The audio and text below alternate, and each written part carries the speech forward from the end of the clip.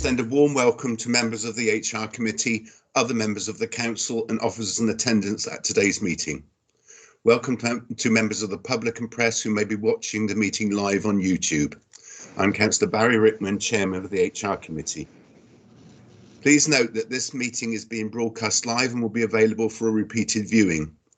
Please could all attendees follow the Council's ground rules for virtual meetings, which have been well circulated.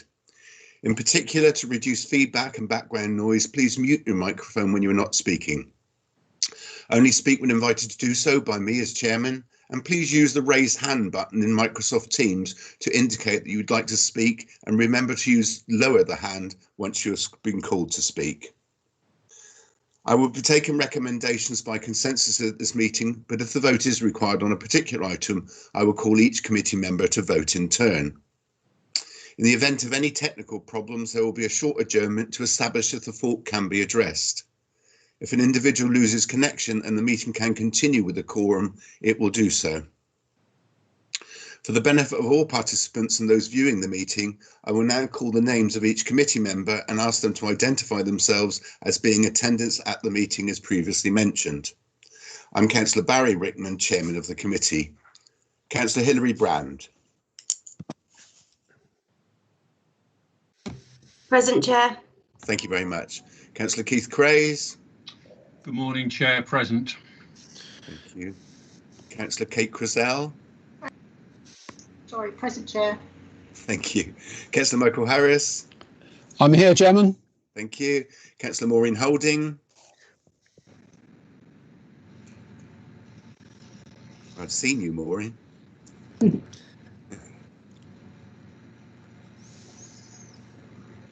Okay, there may be a technical problem there, but I have seen Maureen just now anyway. Councillor Mahmood Kangarani. Good morning all, present, Chair. Morning.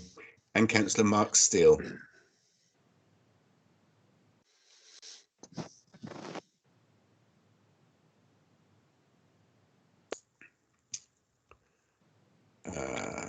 Not on the list yet, Barry. Okay. Not to worry then. Other members of the council in attendance were recorded in the minutes of this meeting. Are there any other apologies that have been recorded, please? Andy? No apologies, Chairman. Okay. Item 1 is the minutes of the meeting held on the 14th of January. Are you happy and agree to these minutes? If anybody could raise, if they have anything alternative to that, good thumb up there. Thank you very much. Do committee members, item 2, have declarations of interest in respect of any of the business at this meeting? No indications, thank you. Item 3, public participation. We have none, so I go straight into the main menu, as it were. Item 4, HR update. Thank you, Helena. Thank you. Good morning, everybody. So short paper for you today on the HR update. Some of these issues are covered separately as agenda items later on, but I'll just go through the paper in front of you. So in terms of the HR system, we're working on the performance module now. There's a paper on that later on in the agenda, and we've done quite a lot of work now because we've had a live update. So we've been working on that.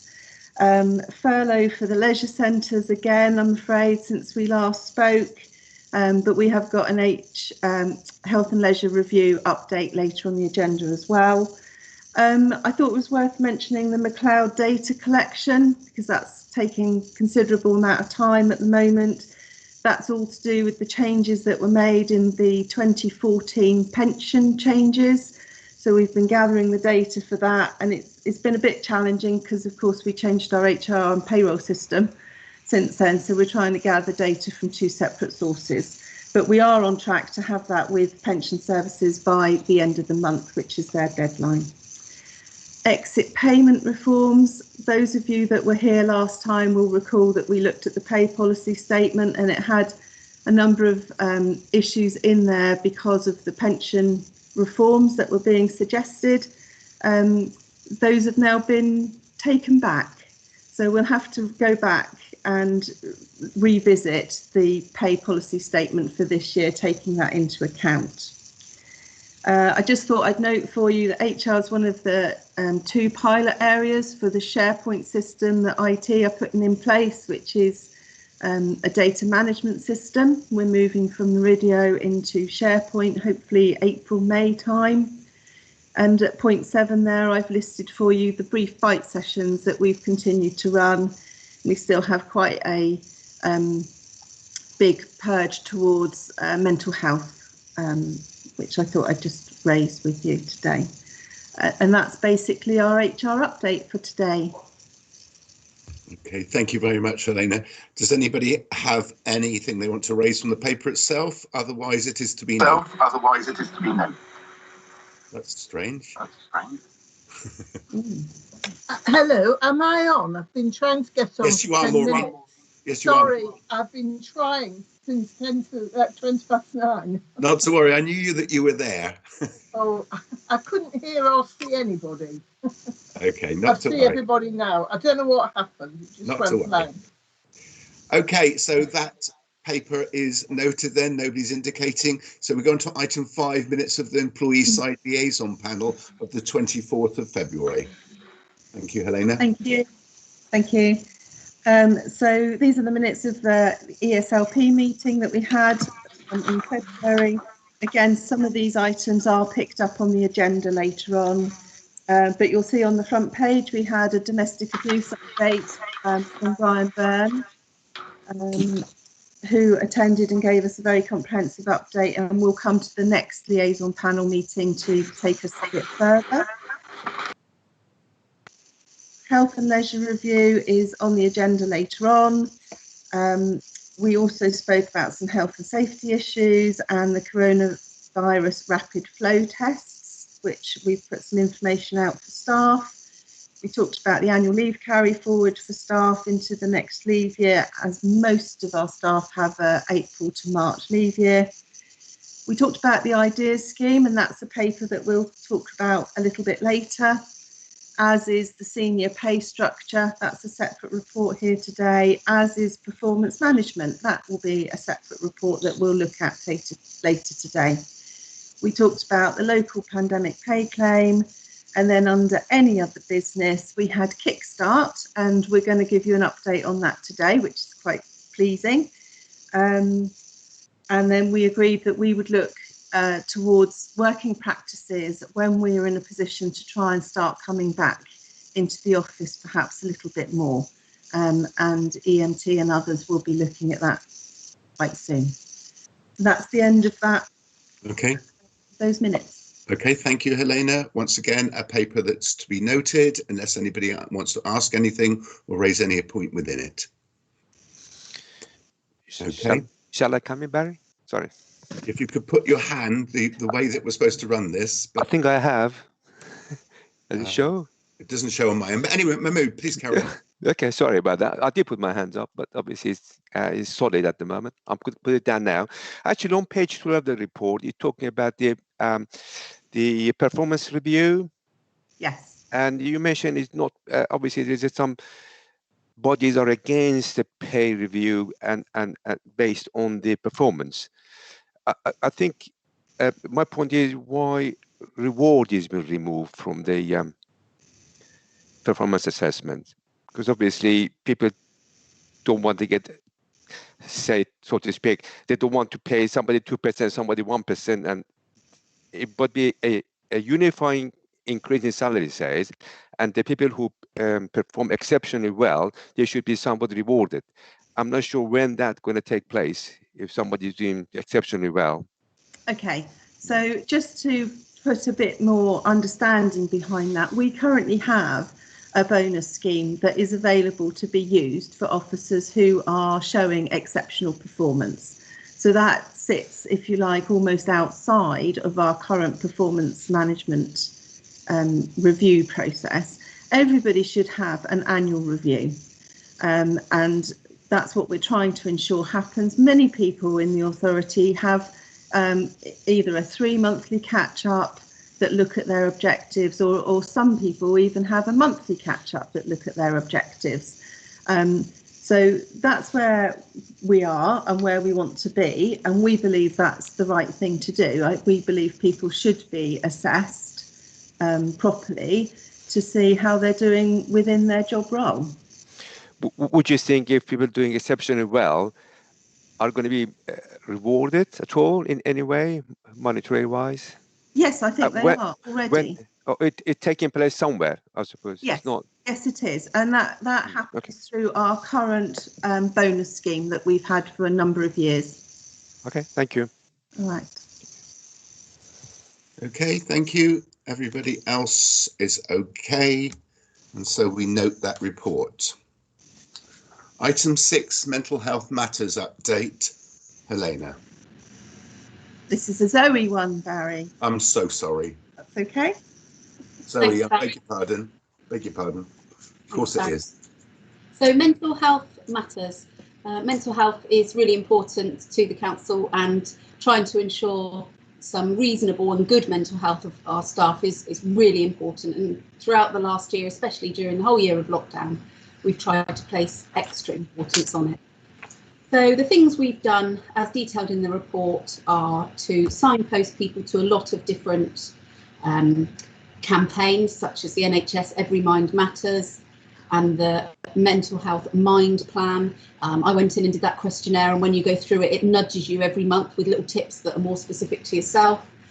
Promoting iTalk and the guide on managing work stress, promoting World Mental Health Day, and lots of other things that we were able to promote. We've also doubled our number of mental health first aiders to 24 across the council, and that is across lots of different service areas, including our operational areas, depots, etc.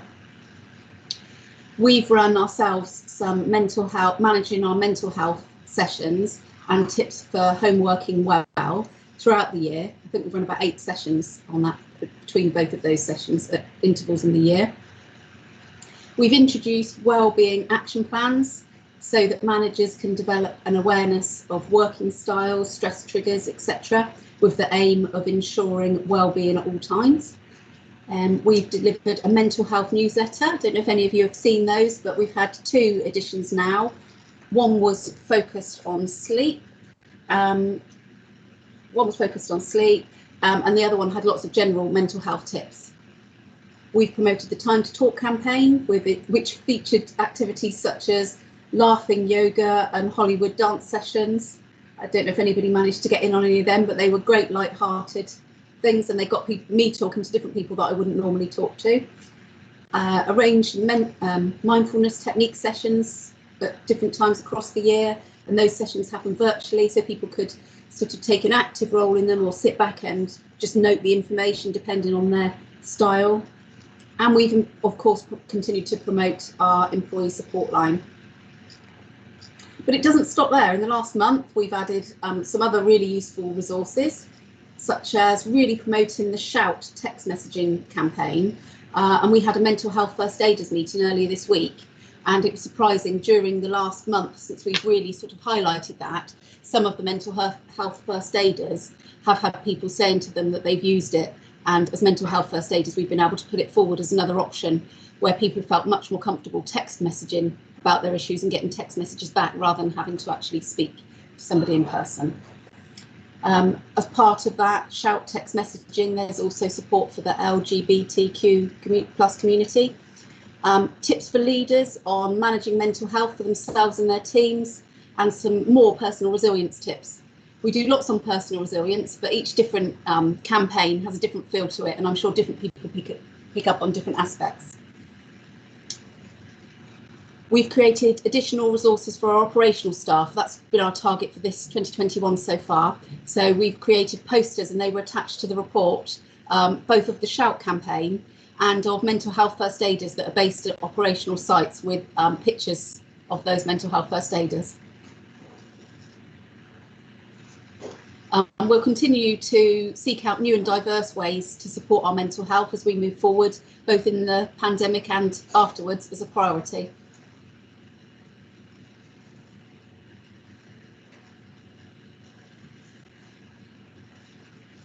That's me done. Okay, thank you very much. Okay, are there any questions on the report?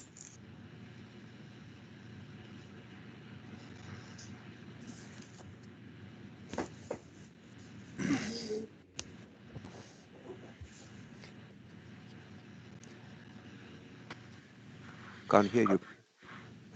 Sorry, I got that. Keith Crace first, please. Oh, okay. Yes, thank you, Chairman. Obvious question, Zoe. An awful lot of good work being done. I can see that, a real battery of assistance being given in all levels. The obvious question, I think, is have there been, or how many mental health issues have you identified or had to deal with over the last, let's say, 12 months? That's not something that we log down specifically in terms of, as mental health first aiders, how many particular issues we have. We have those general conversations with people. Are you referring to people that are signed off with stress and depression, or just, I'm not quite sure on the question. Okay, well, here we go. To clarify then, those signed off. I'm sorry, I couldn't hear that. To clarify, those that are signed off at the moment? Details on the figures, I don't have those to hand at the moment. In June at the HR committee, there'll be a report which includes sickness absence data. Rather than, these are all sort of the positive attempts that we do to try and manage people's mental health well at work. Details on sickness absence, including stress and depression, will be provided at the June committee. Thank you. Thank you. Kate Crizell, please. Thank you, Chair. I wondered, when we had the last survey, there was quite a high proportion of people who were very happy to be working from home. I wondered whether we will be looking at that again to see if that satisfaction level has changed, because I would imagine it probably has. Would you like me to answer that? A big yes. So I think, thank you. We are looking at perhaps doing a poll to ask staff what their thoughts are about whether, you know, how would they like to work in the future? Would they like a bit of a hybrid, a couple of days a week in the office, a couple of days at home? Would they prefer to be almost always at home and just drop in occasionally? So I think what we'll do is we'll gather that data and then we can make some better informed decisions. And obviously it has to fit with the needs of the business as well as a personal wish. Thank you. Can I just come in there, Barry? Sorry to add to that. And I think the big thing in and about staff is that I think what we've learned is this has gone on for a long period of time now, and a lot of the issues that we're concerned about in terms of people's mental health we won't know about, because a lot of our staff are still working at home, and that is one of the greater concerns. It's not something I think and people are, whether I'm speaking out of turn, but you don't necessarily easily go to your doctor about, so it's not going to be recorded in that way. It's going to come out in other ways, and that's why we have to I think provide the support. The only word that I would pick up on in what Kate said, I don't think it's about satisfaction, because I think the satisfaction has been related to the lack of social contact for a 12-month period that a great many of us have suffered with, not just those. So what I'm careful to do when we run the poll is to make sure that we answer the question, you know, because it's not going to be with all the social contact measures in the future, the restrictions that we've had imposed upon us for the last 12 months. It's going to be a different scenario. So I don't interpret it how satisfied people are working from home, because I think most people are generally now dissatisfied, but that's not related to whether they like working at home, would prefer working at home, and that's their way forward. So we just have to be careful about how we make those judgments as we go forward. But Helena is correct. We're engaging with staff to get an indication of where they feel at the moment. And from the conversations I've had with staff, yes, the situation has changed, but I think that is around the 12 months of restrictions that we've had imposed upon us, particularly on our social life, up until now not about the ability or the desire and need to work from home in the future, if that's the way to phrase it. But anyway, we will see. Could I come back on that, Barry? Please. I know the word's probably wrong, but on the other hand, people that aren't as satisfied doing their job as well as they used to, apart from being isolated, etc., because you haven't got that interaction. I suppose that's what I really was talking about. Thank you. Okay. Thank you, Mahmood. Yep, it's me. Thank you, Barry. The question really is, it is obviously a very valued service you provide, but could you say the data collected will indicate which services members suffer the most? Then we can target the support or make changes to that sector to improve the working environment and to reduce the risk of health issues. Thank you. If anybody can answer, yeah. If I can, I don't think it's as easy as that because of, some people will talk about their mental health, but some people won't. And so to gather the data that I think you're looking for is incredibly difficult. So we are managing people with issues on a very individual basis, because actually that's what they need.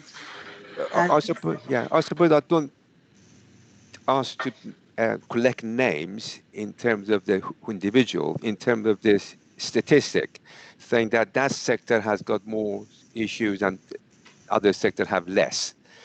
Based on that, then you can induce more sort of working practices that sort of ease the working environment. That's what I'm really saying. I don't want to name, obviously, that's not the case we can do. Yeah. I mean, it's a point well made, and I know how hard our HR team have been working, particularly in this strange year that we've had to get through. Thank you. Michael Harris. Thank you, Chairman. I just wanted to, first of all, thank Zoe and in turn senior management for, first of all, making the resources, the time resources and therefore the cost available for this work. It's absolutely essential. And the long list that Zoe ran through of all the things that are happening are fantastic because they're making available a resource to every member of staff to seek help, get support if and when they need it. And just leading on from that, lots of people have been saying, "Oh, could we find out, how many people are asking for this? What are the statistics?" I'm not sure I want to know the number of people who are asking for it. I just want to know that there is a service there, a very wide-ranging service, a comprehensive service that anyone, depending on where they're working, how they're working, whether they're working from home or whether they're working in the office or on a dust cart or wherever they're working, that they've all got access. And it might be that they just want access to some information, something to read. They're not going to record that. They're not going to say, "Oh, I've read a newsletter about mental health. I'd better put that on the list so that you can report that back to the HR committee." That's not going to happen. So we're doing a fantastic body of work, which is really important. The next thing I want to just lastly say is we've made reference quite understandably to the pandemic, to the last 12 months, and most extraordinary 12 months for the last 100 years.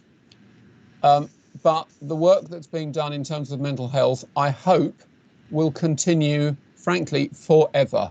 It should become part of the fabric of the work of any organisation. We are leading the way here at New Forest District Council. I hope that as people come and go from our employees and they go to other organisations, I hope they will carry that flag with them and say, actually, there are things we can do, we can help. So what we're doing is groundbreaking, it's brilliant. I hope we continue doing it, frankly, forever. Thank you, Chairman. Thank you very much. Just aside for a second, Mark, I know you're there now, Mark Steele, and if you could take over from me when I get to the next item, please. Certainly, Barry. My profuse apologies for being late. Worries. It was fine at 9 o'clock, and then at 9:30, the whole thing went wrong. So I do apologise. Actually, I'm not sure the Brockness broadband's very good either today. Maureen Holding. Of course, this council always has really looked after its staff and other people. And this report shows just how much can still be done in a pandemic, which is wonderful. But my thoughts have been very much along the line of the public as well and their perception, because I think what this council does matters so much to the general public. And what we do on this committee, I think, does impact very much on the general public. And most of my questions have in fact been answered. But A, I just wanted to say thank you. And B, I did just want to flag up how much everything that we're doing and how much public have missed just being able to pop into the council and ask questions and find out different things. It really does make a difference in the community. I'll shut up now. No, thank you, Maureen. Thank you very much. Not to shut up. Thank you for your. Well, I thought you were saying that, Barry. No. Can I have various pressures today? Could I ask if my deputy chairman takes over, Mark, please? Certainly, Barry. I presume that's item 8, yes?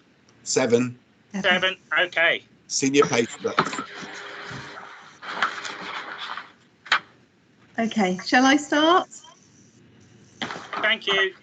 Okay, so item 7, senior pay restructure report.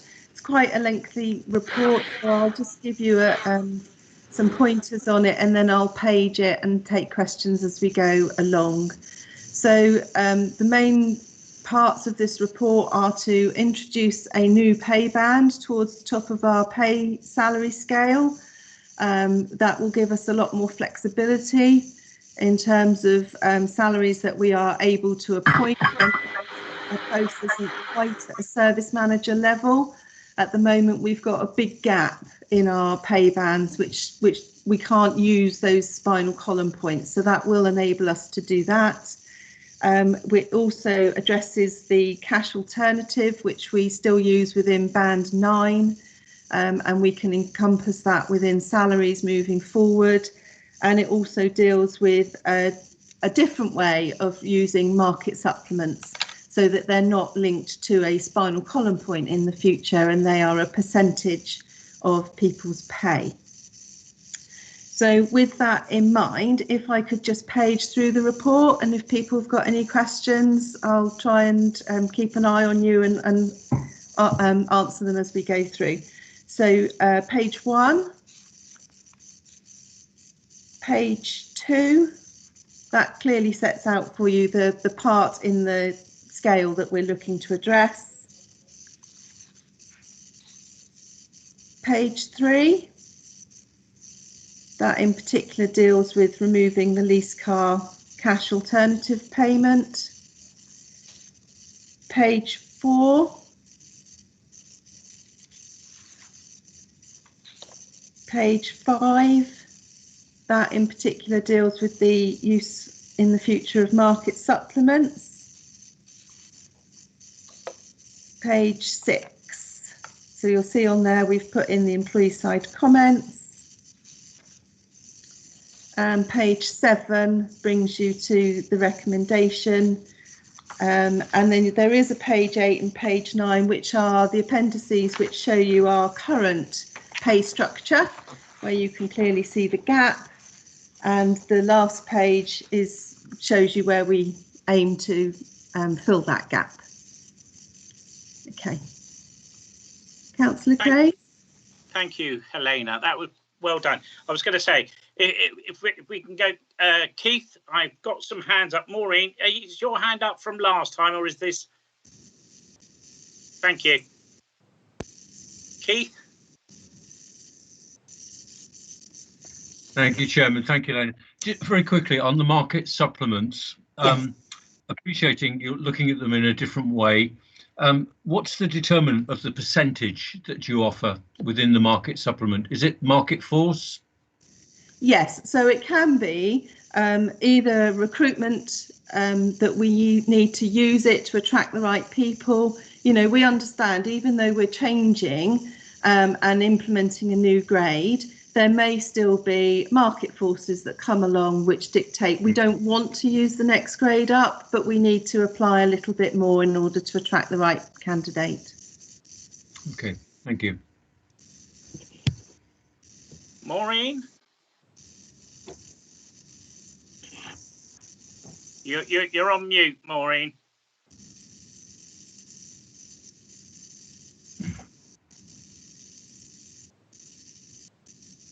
Okay. Yeah, there you go. Yeah, you're gonna have to come off. Oh, well done. Thank you. Okay. Are there any other questions? No. Okay. Can I just sorry, go it was to, sorry, it was 13, me. Oh, sorry, Mahmood. Yeah, sorry about that. I raised my hand a bit too late. I was confused. Just a question, really, in terms of the pay, relatively, is New Forest pay is in par with the rest of the country or the rest of the county? Can you answer that as well? I can't answer that right off the top of my head. I mean, I would suggest that because we don't particularly have many recruitment difficulties, that we must be near the market. We are actually going to do some benchmarking with South East employers, and we'll be doing that later in the year, and that will give us access to a lot of salary data. But we don't have particular recruitment difficulties at this point in time. Mahmood, is that all right for you? With that, thanks very much for indeed. Yes, thank you. Thank you. Yes. If I could take everybody back to 13.1, which is the recommendation. Can I just confirm that that is agreed? Yes. Thank you.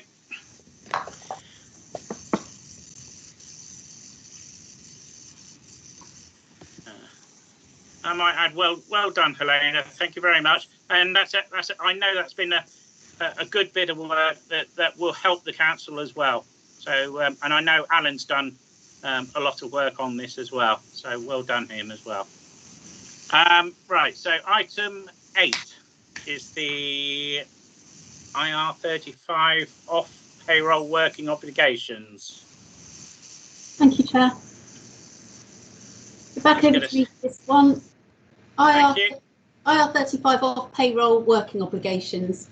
These obligations have been around for some time, but there are new obligations on us from the 6th of April this year. The report details provides full details of these, but basically, in a nutshell, it seems quite complicated, but when we employ people, for example, mainly through agencies, we need to make sure that they are paying the necessary tax and national insurance deductions. At the moment, and prior to the 6th of April this year, we haven't had to take responsibility for checking that status, but from the 6th of April that changes, and it is very much our responsibility to check that, not rely on the agency. So from the 6th, we will be asking agencies, are you paying this person directly, and they are attracting national insurance and tax contributions? And if their answer is no, then we will carry out a thorough test, which is called a CEST test, using the HMRC tool. And if we need to make sure that those people need to pay those deductions, we've set it up so we can do so through our payroll. When managers are recruiting or taking on agency workers for a short period of time, we provided details on our agency worker management advice note as to how they should carry this out, and we're there if they need any advice. Thank you, Zoe. Fantastic. Well done. Just a small question. Will we be doing that, and will we be testing that system for robustness, i.e. will we do a check anyway, even if they say, yes, we're dealing with this, and then just carry out and say, well, look, it's just part of our protocol again and again, or not? In our, I hope this answers the question. We have an agency worker framework agreement, which actually starts again this April, and we've been very clear through the tender process that that's exactly how we work, and the obligations on both parties, so that you know, when that contract that they sign with us as being a provider will say, if we ask you, you have to give us an honest answer. So then that's our responsibility. If they say no, then we will always carry out the CEST test. Thank you again, and well done. It is one of these necessary things nowadays, and I know that agencies and getting temporary cover, etc., is always difficult, especially trying to find it, especially at the last minute, which it usually is. But well done. Indeed. Thank you. But thank you again. I think it's just being noted for this is that there's nothing I can see underneath that. So thank you again. And moving on to employee side liaison panel is the item 9 performance review report. Thank you. Back to me. So we've got a short covering report, and then there's also the actual graphs and things for you to look at, so you can see how we're actually doing in terms of the reviews that have been done so far this year. I will say they may have changed since we've run the data from this, so they may well have had a few more done. So in terms of the performance review report, we agreed that it's part of the iTrent system, and we agreed that we would bring you a little report this time round so that you can see how we're doing in terms of our performance reviews. So that is basically what that paper sets out for you. You know, I think it's just important to note that the iTrent system, it's not a performance review system.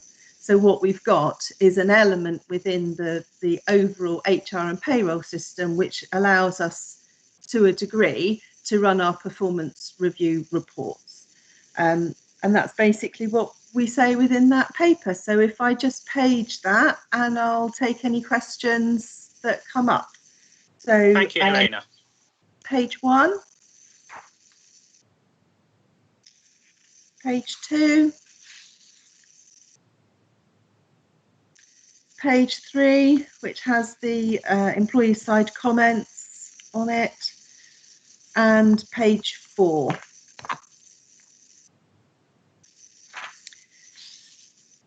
Okay, no questions. So if I could take you on to the actual completion update part of the report. This part's got all the graphs on for you.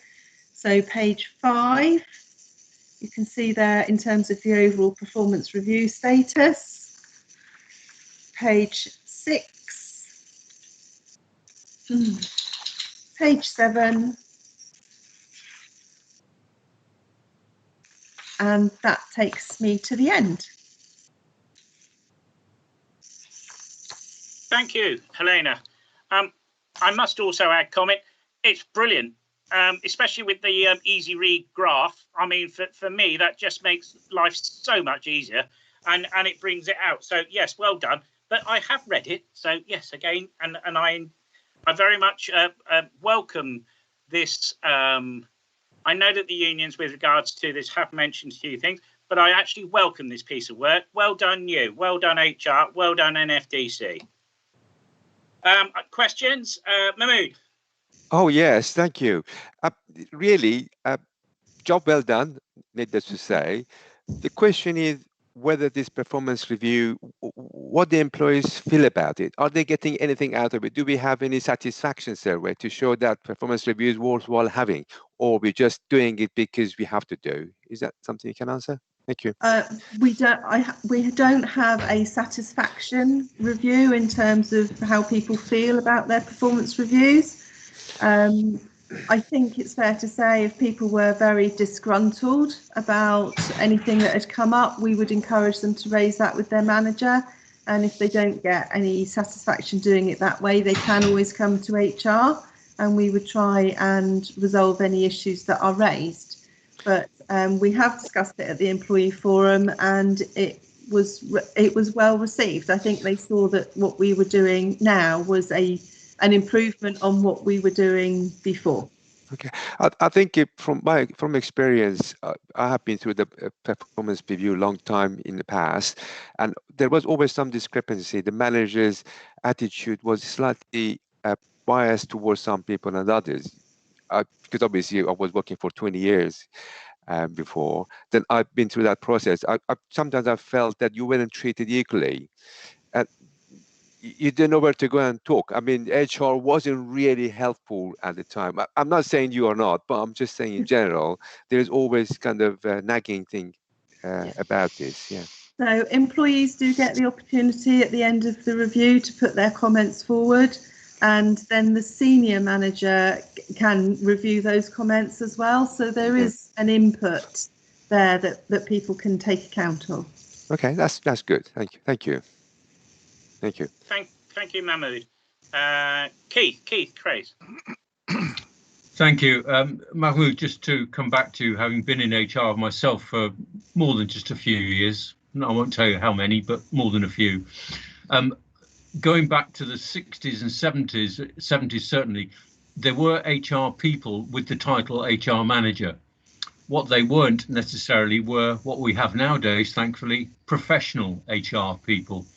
So when you come down to the performance reviews, I agree, some years ago they may have been a little bit biased, bit hit and miss, and you wonder why somebody got, here we go, 2 shillings and 6pence as opposed to 2 shillings and 9pence. Now I'm showing my age.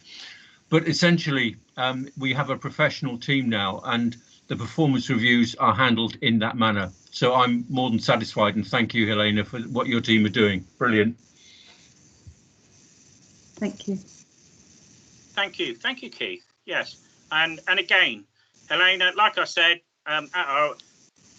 punching well above your weight on this one. Well done, HR. I think it's a terrific bit of work. So yeah, congratulations. Well done. I don't think there's anything with regards that we need to discuss anything further. I can't see any more hands on this. There is a recommendation, so can I go to that, please? At 11, so that the HR committee notes the progress of the performance review so far with the system in place, taking account of the current limitations. Agreed? Thank you. Thank you again. Okay, and yeah, those graphs are terrific. Nice. I like them. Easy read for me. Right. Ideas. Yes, this is a good bit. Item 10. Thank you. Back to me. My last one for today, you'll be pleased to know. Well done. So, yes, short briefing paper for you on the introduction of an ideas scheme. So we've discussed this both at the liaison panel, and we've also mentioned it at the employee forum to gauge a bit of interest to take this forward. We are working on a form as well that we'll be able to use that will be a little bit automated. So if you have an idea in a particular service area and you tick that particular box, that will go straight to that service manager for that to be considered. And we're also suggesting that anything that has a bit more of a corporate feel to it will go to the employee forum in the first instance for them to discuss. We would say, however, that we do believe that an awful lot of ideas do come forward through general management and general team meetings. And I think we see that that will continue to happen. It happens almost naturally that people come forward with ideas that they see in their own service area where improvements may happen. So this is a short briefing paper just to make you aware that this is what we intend to do, really. So where it's a bit more of a corporate issue, HR will just have a coordinating role. It's not a decision-making role, unless, of course, it's related to HR. But it's just a paper to explain a bit of the process to you. Thank you, Helena. Well done again. Michael Harris, your hand was up first there, so please fire away. Thank you, Chairman. Thank you, Helena, for moving this forward. This is something that I've been keen to see happening since I was a backbencher and then as chairman of the Corporate Overview and Scrutiny Panel. And indeed, I know that the current chairman of the Corporate Overview and Scrutiny Panel would have been here today, particularly to see this paper being presented. So thank you again.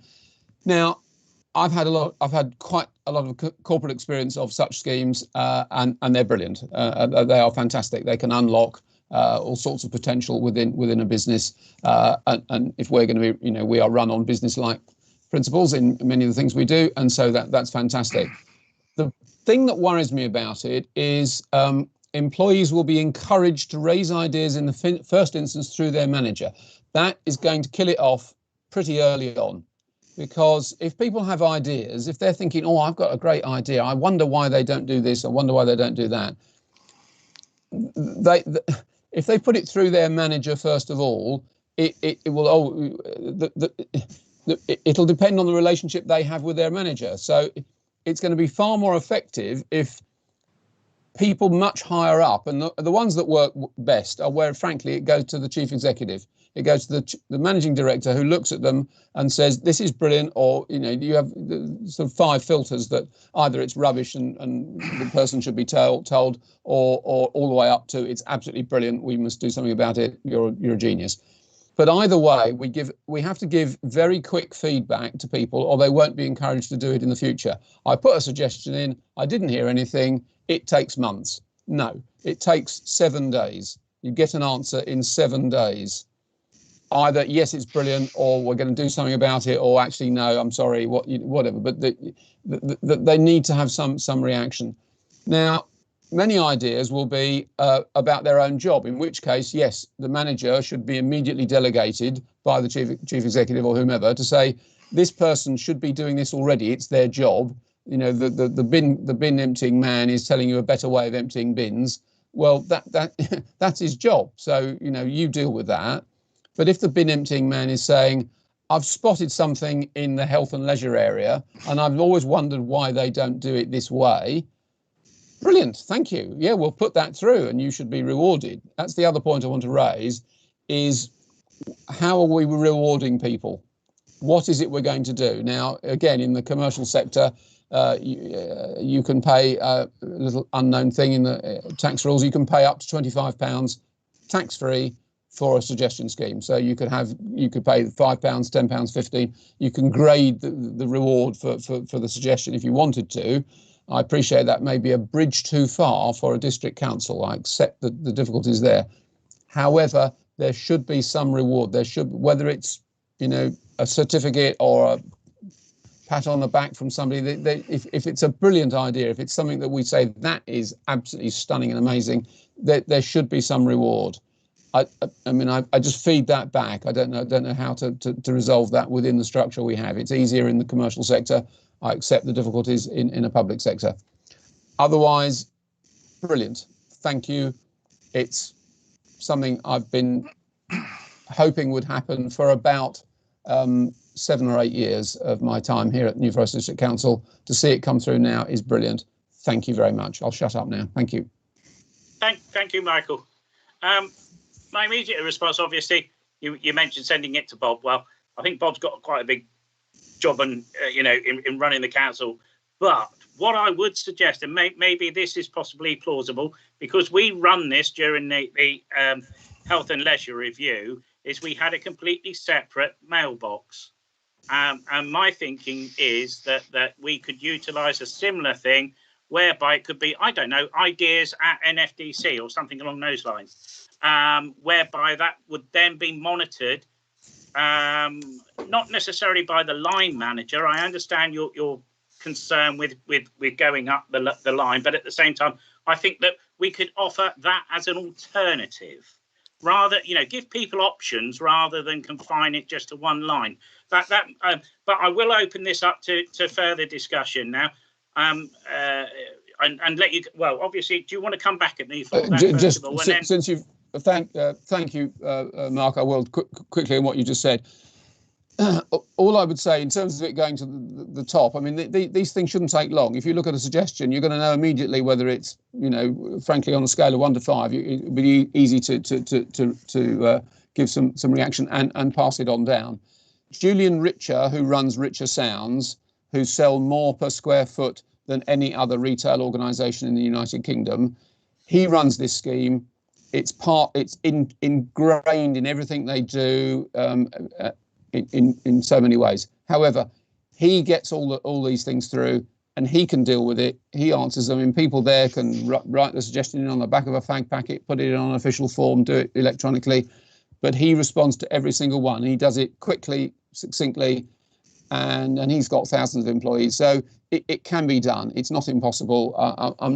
I just worry. I admire what we do in the public sector, but I just know how these things can get bogged down and not properly thought about, because managers have an incentive to just quell some ideas. Well, hang on a minute, I don't want to. And what's that to do with us? That's another department. Well, if somebody at the top makes that decision and they filter it down. Thank you. Okay, thank you.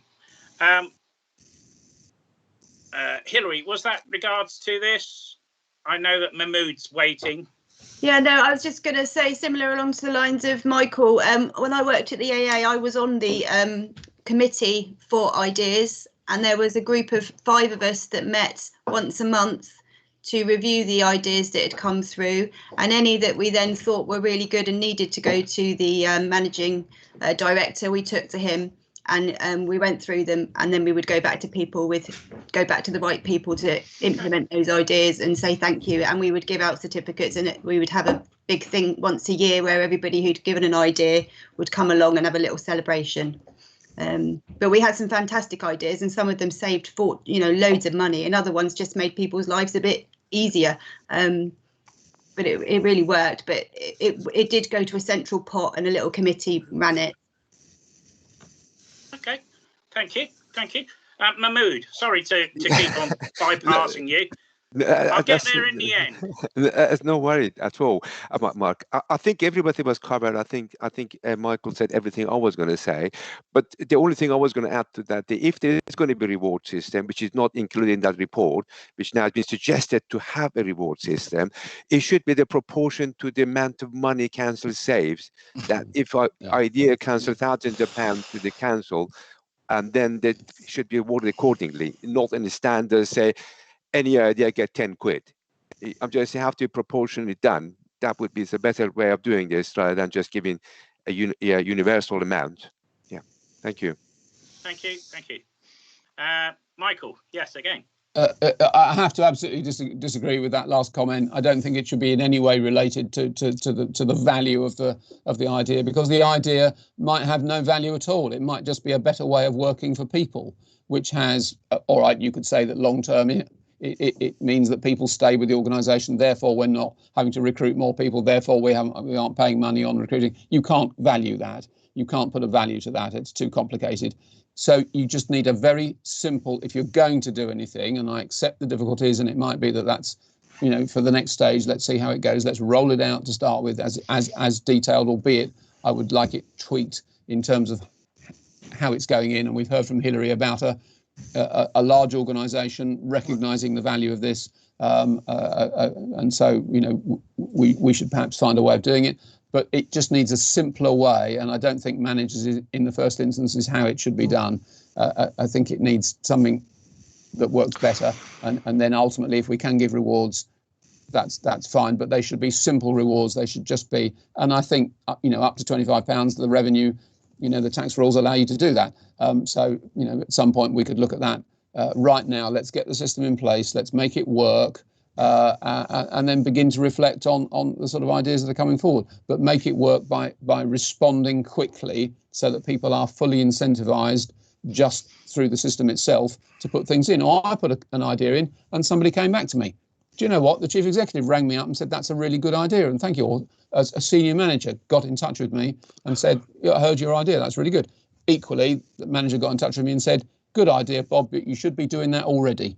So get on and do it. I mean, those are the sort of reactions, but it should be dealt with quickly and succinctly without long waits. So that, again, if you have too many processes, too many committees, it'll kill it off. Thank you. Thank you, Michael. Hilary, come back to you. I should have put my hand down. I apologise. Okay, no problem.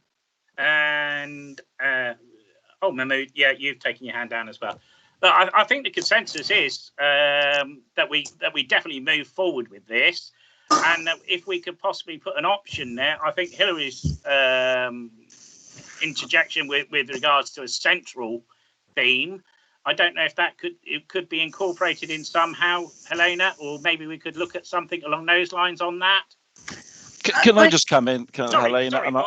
I've been resisting not coming in as sort of my day job's been referred to on a few occasions. One, we've run ideas schemes before. Let me be quite clear about that. We have run them before. We have a lot of experience of the pros, and I'm afraid to say the cons of those schemes. I'm not going to go into them now. I think it's quite sensible to give this a go forward.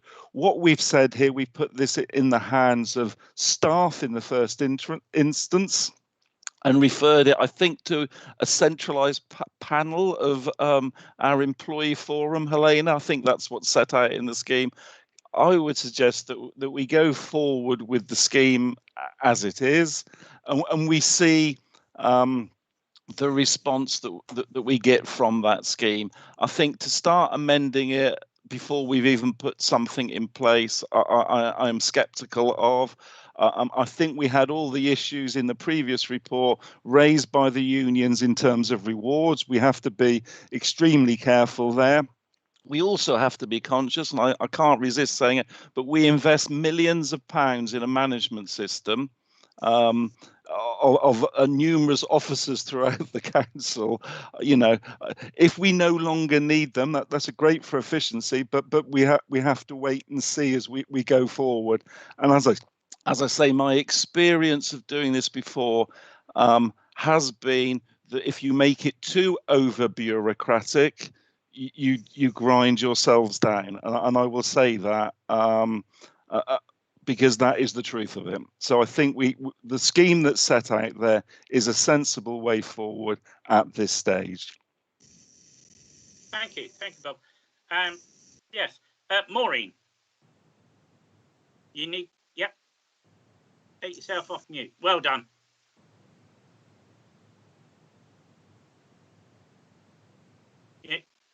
You're not off mute at the moment, Maureen. Oh, I think well done done. it You're now. there. You're there. I've pressed it about 6 times. I can hear you. So yeah, fire away, Maureen. Yes, I just want to say thank you to Bob for everything that he said. This is really what I was sitting here thinking, because this council has put an awful lot of work into this. It does run smoothly. And to try and tamper with something like that, which will cost, which works, to me seems a waste of time. I think the officers keep a good eye on it all the time, and I'm sure that they're going to continue to do so. So I hope it continues to work in the excellent way that it's working at the moment. Thank you. Thank you, Maureen. And yes, I think everybody is coming from this is saying that they're very supportive about it. Sorry.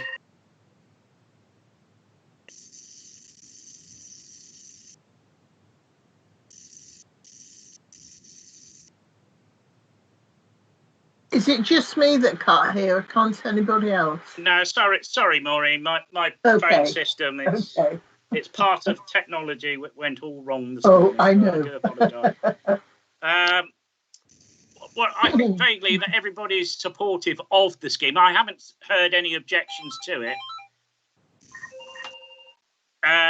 However, what I would say is, in the first instance, yeah, I'm tentative to go down the route with regards to ensuring that we progress this.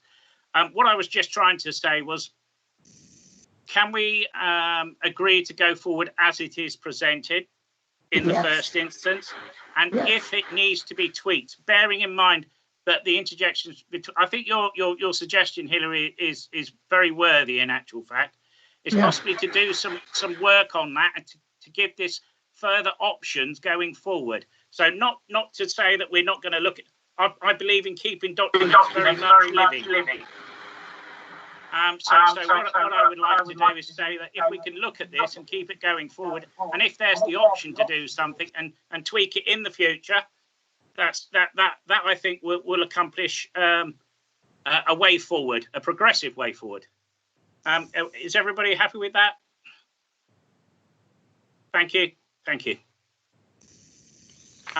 Now we're coming on to something which I am really excited about is Kickstart. Now I know that there's a verbal presentation there, and it's great. It's working. It's something. It's real, and it's being actioned by this council. So yeah, Chairman. I think Chairman, it's actually the health and leisure review next. Oh, is it? Yeah. I'll be back in a minute. I was going to say, I do apologise. Thank you very much for correction on that. Like I said, everything that could go wrong is going wrong this morning. So yeah, please bear with me. In that case, then, Manjit, thank you very much. Okay, good morning. So just to give you an update on health and leisure review, as members will know, at full council on the 25th of February, full council agreed to move forward with the partnership with Freedom Leisure. We are now working with Freedom on the mobilisation plan. So we've had a number of meetings with them already. They're coming on site where they can, and we're working through that. So we are working with, we're working through the 2P process with the unions. So again, we've had one meeting with the unions, and I do know that the unions have already met with Freedom as well. So I think everything's going to plan. I think by the time the committee meets in June, we'll obviously be towards the end of the mobilisation plan.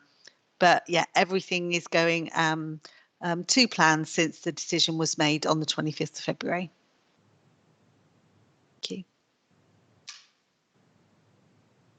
Thank you, Chairman. Thank you, Manjit. Well done.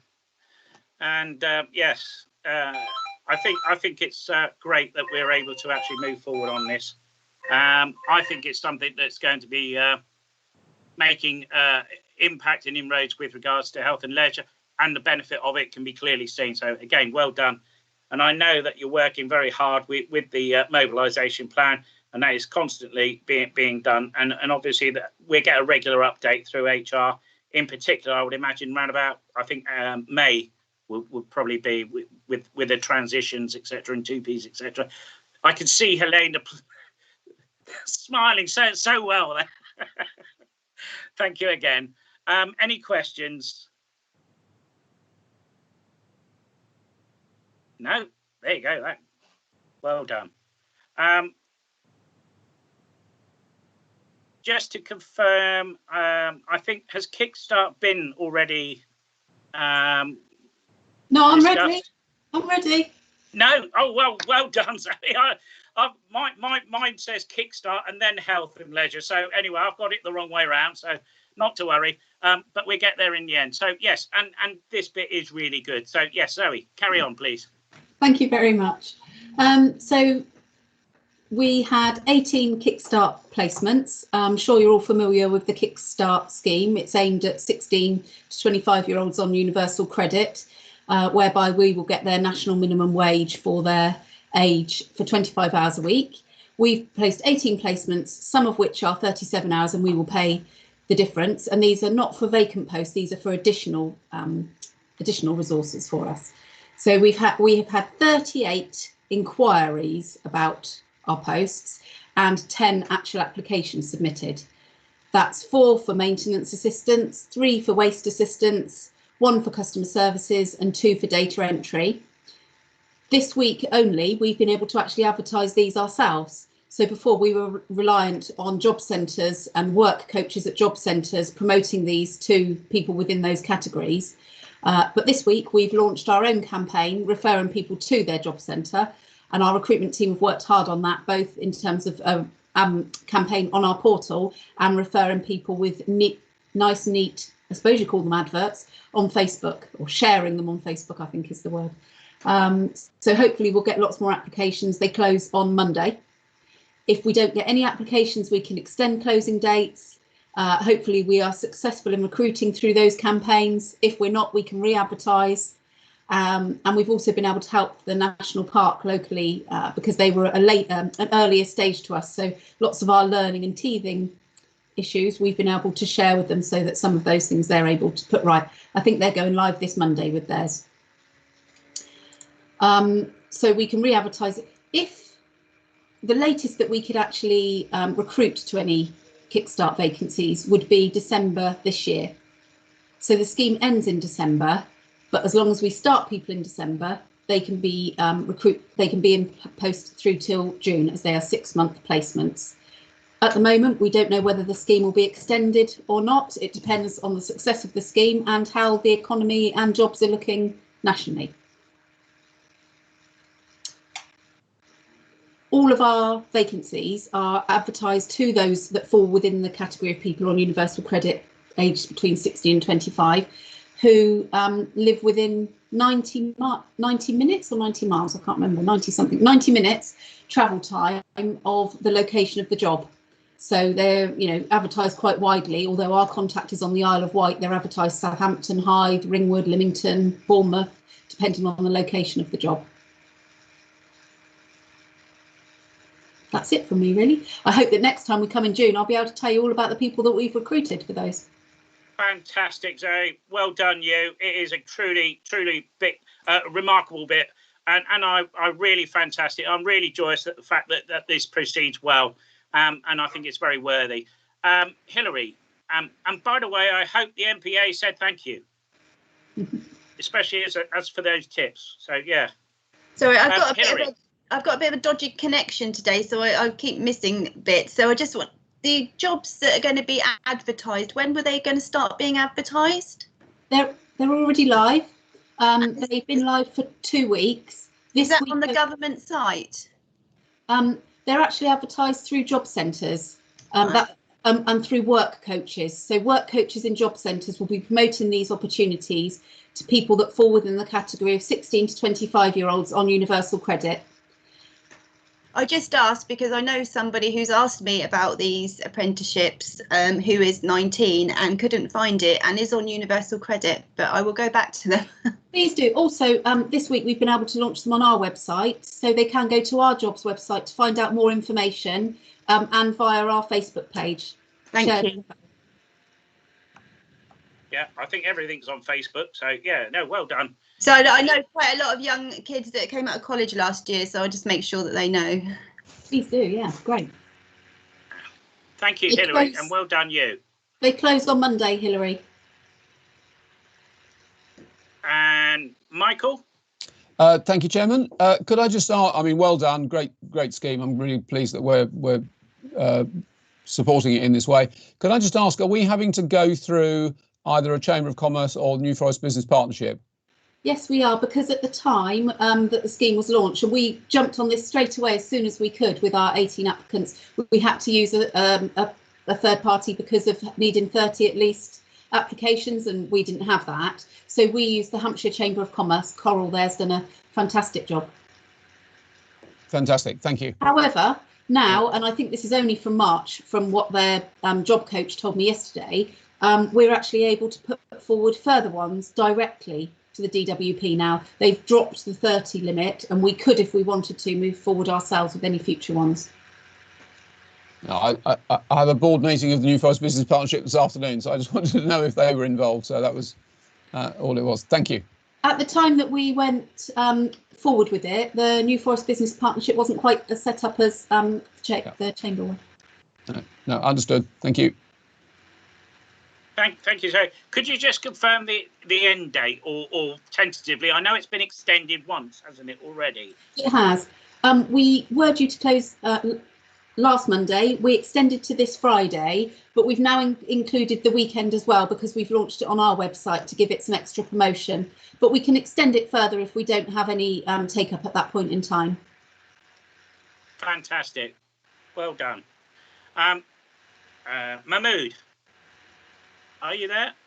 Yeah. I just wanted to say that Kickstart is already working for me as well, because I have had several CVs sent to me, and there are a few people who actually looking to come for an interview. Basically, I was going to report that it's working. That's okay.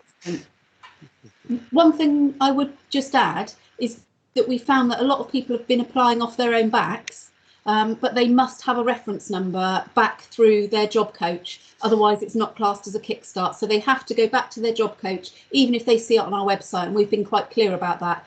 They actually have to have a special reference number that their job coach sort of gives us as a referral number in order for us to process their application correctly. Okay, I think I get an email telling me that they Right. have somebody on, shown interest, and then That's expect their CVs to come through. That's what comes first. Yeah. So we should be able to match up the email from the job coach with the CV that comes through. But we're finding we're spending quite a lot of admin time going back to people saying, excellent, that you'd like to apply, but we need them to go back to their job coach first. That's it. Yeah. Okay. Thank you. Thank you, Mahmood. Hillary, you still got your hand up. Was there a follow-up? Sorry, no, not lowering again. Okay, that's all right. No, don't worry. It's me. I keep on leaving things on mute, so don't worry. Right, Zoe. Yes. Fantastic bit of work. Thank you very much. And we're obviously looking forward.